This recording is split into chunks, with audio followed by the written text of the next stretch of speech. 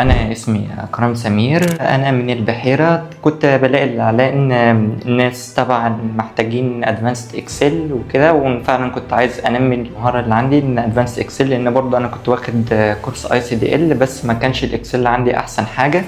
فلقيت إعلان دكتور بشوية على الفيسبوك إن هو هيبدأ أدفانسد إكسل، فاشتركت ودفعت، والصراحة استفدت من خبراته. وكمان كان في حاجات كتيرة تقف معايا كنت أنا أكلمه وهو ما كانش بيتأخر عليا، أي حاجة بطلبها منه كان هو بيديها لي.